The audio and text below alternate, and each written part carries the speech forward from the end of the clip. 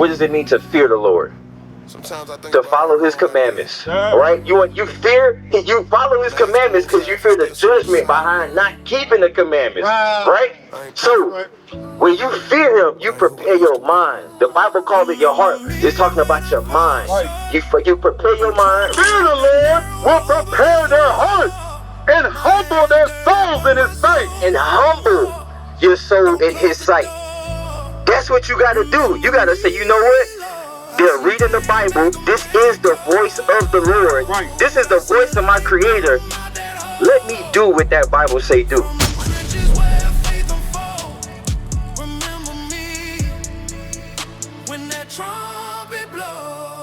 I done lied, I done stole, I done fell in lust. Try to fill voids that turn back to dust. Mama said repent, I ain't wanna hear. Till life hit hard and expose my fear.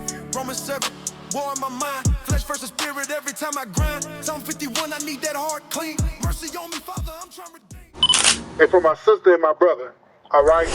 Because the officer said a lot of good points about like the stores being closed down like in the future and stuff like that. How are y'all going to prepare yourself for that day? I never heard a clear, answer from that. Give me Ecclesiastes 4 and 9. I couldn't leave that thought because you touched on a heavy point, officer. And I don't want y'all to think that you could just go to the store right now, empty out your bank account and just get all the stuff that you need. The Lord played this thing out that he don't want us to even do it that way. He do want us to prepare, but you're not going to prepare the way the Lord wants you to unless you do this. Read. Ecclesiastes chapter 4 verse 9. Two are better than one. Bible say two are better than one. All right?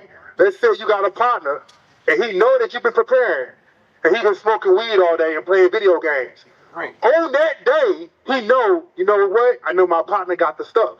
I know he got the food. I'm hungry.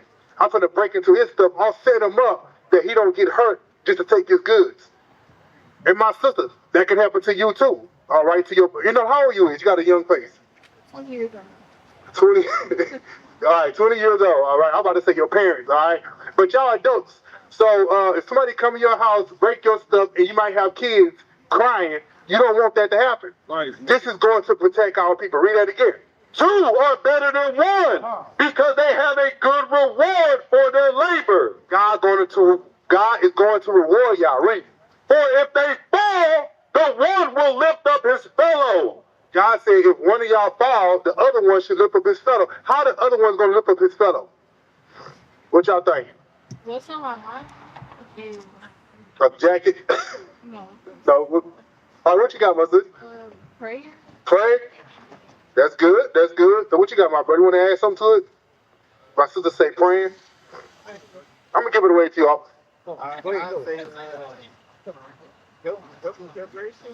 Help in preparation. Hold it. Let's get Malachi 3:16. This is what your brother and your sister is going to do. That's what I want. Read. Malachi chapter 3 verse 16. Then they that feared the Lord spake often one to another. That's called networking. Right. Y'all going to be going back and forth. And I know this place in Dallas or Oklahoma. And we got people out there that keep the commandments like us. Right. They got their stuff together. We finna move out there. That's how you network. But you got to be around godly men or godly women to network. Wow. If you're around a Tyrone and Nicole, you can't network with them. They got to first get their mind right. That's what we're trying to do. That's right. First, we got to clean the minds of our people, teach them the fear of God. Then our people in town is going to get their stuff right. Then we can talk about organizing. Right. And the Lord hearkened and heard it, and a book of remembrance was written before him. Now let's get Zephaniah 2 and 1, all right? All right, so these are solutions for our people. God wants us to gather together. God don't want y'all to just listen to the Bible, just be like, oh, that sounds good. He wants you to come to the school. If you got a car, come to the school. Our school is open tomorrow from 11 to like 5 p.m. It's free, just come, all right? Bring a dress or a skirt for my sister, but if you don't have one, make sure you call, and we got hand-me-downs, all right? Read. Zephaniah chapter. I don't like hand-me-down. I don't like that word. You know me, I got big brothers. But we got dresses prepared for y'all, all right? Read. Zephaniah chapter 2 and verse 1. Gather yourselves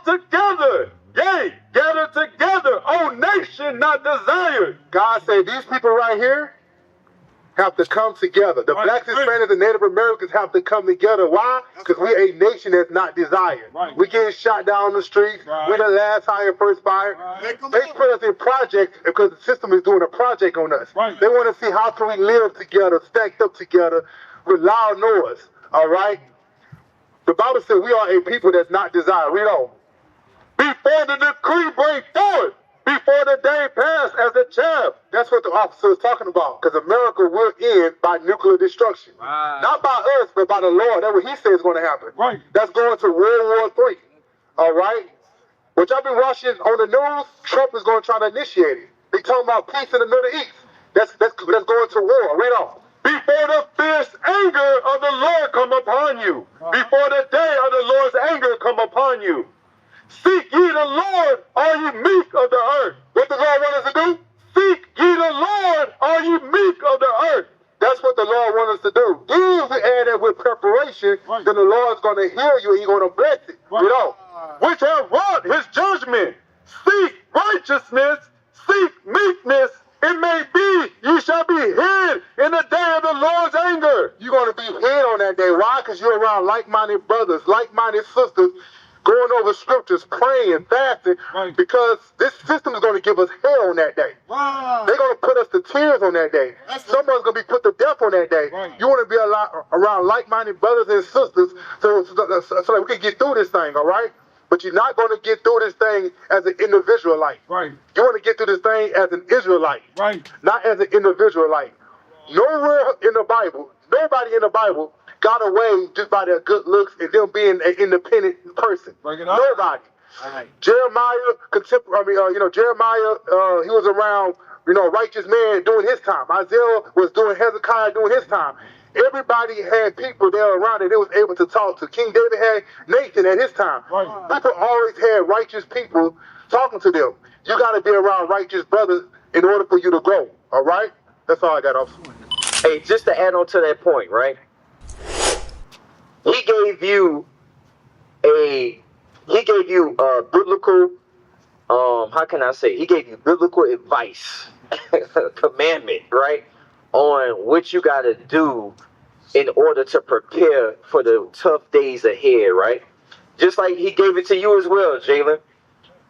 Here's some more. Here's some more on that. Sirach 2:17. Sirach chapter 2 verse 17. They that fear the Lord will prepare their hearts and humble their souls in his sight. That's heavy. That's heavy. So if you fear the Lord, you know what it means to fear the Lord? What does it mean to fear the Lord? To follow his commandments. Yeah. All right? You follow his commandments because you fear the judgment behind not keeping the commandments. Right? So when you fear him, you prepare your mind. The Bible called it your heart. It's talking about your mind. Right. You prepare your mind. Read that again from the top. They that fear the Lord will prepare their hearts and humble their souls in his sight. And humble your soul in his sight. That's what you got to do. You got to say, you know what? They're reading the Bible. This is the voice of the Lord. Right. This is the voice of my Creator. Let me do what that Bible say do. Let me forget about what I was brought up on, what I was taught to believe. Right. And let me humble myself and just do what the scriptures say. Right. Read. Saying, we will fall into the hands of the Lord. Come on. And not into the hands of men. Read. For as his majesty is, so is his mercy. That's what you got to believe. Right. A lot of times, yeah, that's faith. Right. That's faith. To leave it up to the Lord and stop focusing on what men doing, Right. or what men gonna provide. Right. Bro, focus on the Lord. That's right. You understand what I'm saying? Read. Verse 3, or chapter 3. Where we at? That's it. That's it. All right. So go ahead. What you got? I'm getting froze over there. You getting frozen, bro? Listen, we understand, bro. It's cold, but at the end of the day, before you go, what is it that you got to do to get right with the Lord? Let's continue. No. Stay on. Second Ezra 16:67. Huh? Stay on course and follow the law. Stay on course and follow the laws. All right. It's a little. All right, Desiree. Hey, you got the flyer, right? Okay. Watch our YouTube videos. They free. All right. Watch our YouTube videos. I'm going to give you a biblical answer real quick because I know it's cold out here. Read what you got. 2nd Ezra chapter 16, verse 67. Come on. Behold, God himself is the judge. God is the judge. Just like what we read in Sirach chapter 2 just now, God is the judge. What? Fear him. Fear him. The Bible is repetitive. It's saying the same old thing. God got to tell his people over and over to do the same thing. Why? Because we children. That's why he called us the children of Israel. We'll forget in a minute. We'll get distracted. We'll go to the new next shiny thing.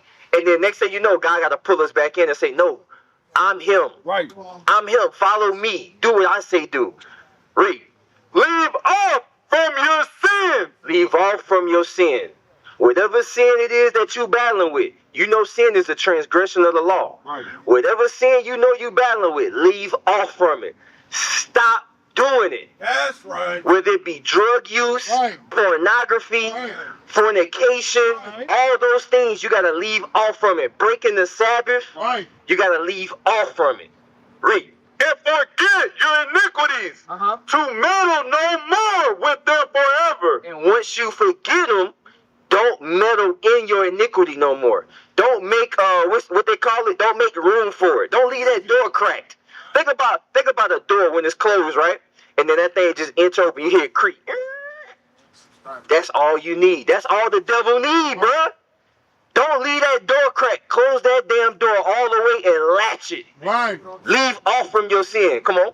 So shall God lead you forth and deliver you from all trouble. And that's what we was going over in 2nd Esdras. When you leave off from your sin, you put God first and you fear him, he'll deliver you from all those troubles that's coming to Houston. Right. And whatever other city you think about, you can flee to. He's going to deliver you from those troubles. The famine, the disease, the pestilence, the teeth of wild beasts, all those things that God got reserved for that day of vengeance, you'll be delivered from that. Why? Because you say, you know what? I'm going to keep God's commandments. Right. Read. Verse 68. Come on. For behold, the burning wrath of a great multitude is kindled over you. Come on. And they shall take away certain of you. That's it. That's all I want. That's 2nd Esdras 16:67? Okay, yep, that's all I wanted on that. So what you got to do, knowing that you're an Israelite, what must you do? I just want to make sure you got to understand it. He did it. Shout out to someone. Keep the laws of God. Right. All right? Keep the laws of God. You have to. So you got transportation? You do? You got a car? Our school is open tomorrow. The address is on the back of the flyer. You'll be able to come at 10:30. Yo. 10:30 you'll be able to come, my brother. You follow us on YouTube? You gotta come. Guess what? You gotta come congregate. That's right. Hebrews 10:25. Come on. You have to come congregate. If you don't ever congregate, my brother, who's gonna be able to check you? Like he read in Ecclesiastes 4:9. How the other gonna pick you up if you don't congregate? Right. You understand what I'm saying? Read. Book of Hebrews chapter 10, verse 24. Come on. And let us consider one another to provoke unto love and to good works. Come on. Not forsaking the assembly of ourselves together. And that's what you need. Guess what? That's a part of that repentance. You need somebody else righteous. I need my brother right here. I need my brother right here to provoke me to good works. How you gonna get provoked to good works if you at home watching online? You don't got nobody that's like, hey, bro, listen, I've heard the weirdest things. Brothers would be at home watching our classes smoking weed. Right. You need to be around the brothers to provoke you to good works. To provoke you to good works is God's commandments. Right. All right, read. But exhorting one another. Doing what? Exhorting one another. Godly correction. Godly praise. Right. Hey, bro, come on. Hey, bro, let's go. We going to the school. Right. Come to the school, bro. Right. It'll be like nothing you ever experienced before. Right. All right, read. And so much the more as ye see the day approaching. And how much the more do you need to be gathered with like-minded believers as you see the world coming in shambles? Right. You see the U.S. Kidnapping Venezuelan president. Other countries and islands are removing themselves from the U.S. currency. Bro, you don't think these are all signs for us to watch to see that this place ain't going to be here forever. Right. You understand? So you got to do what you got to do to get yourself together. That's right. You got any questions for me? Don't learn. You sure? I got a question for you. What you got to do, bro? Come on. Follow. You got to keep God's commandments. Right. You got to get fringes. You got to put some fringes on your coat. You come to the school, bro. We can help you out with all that. Right. That's right. All right, bro. I understand. Listen, whatever you doing, whoever you watching, bro, put that on the back burner. Come to the school. Right. Right. All right, come to the school, my brother. That's where safety is. That's right. You understand? Sanctuary. That's where the understanding is. Right. God gave us little sanctuaries. Right. That's where the understanding is. Right. You got what I'm saying? All right, my brother. If you cold, I get it. If you got to go. If not, we're going to keep teaching. Right. All right, we're going to keep teaching. Bring it up. Across the earth, the prophets move. From city streets to distant lands, the message is the same. Israel must rise. Through every quest, every journey, the truth spreads. No border can contain it. No distance can silence it. Our nation lives in every moment. In joy, we celebrate marriages. In sorrow, we honor our dead. On the Sabbath, we gather as one. Families rejoicing together, bound by the commandments of God. Yet are we tried. From the stones in Kenya to the hatred in Montana, we endure as a soldier of the Lord. And still, the mission expands. On the airwaves, on the screens, in every nation under heaven, Israel's voice is heard. We build our communities. We raise our children in royalty.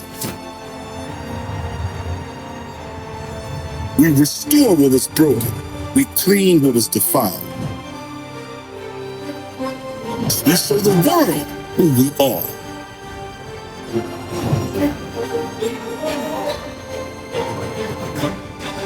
This is Israel united in Christ. Nation in motion. Nation endures.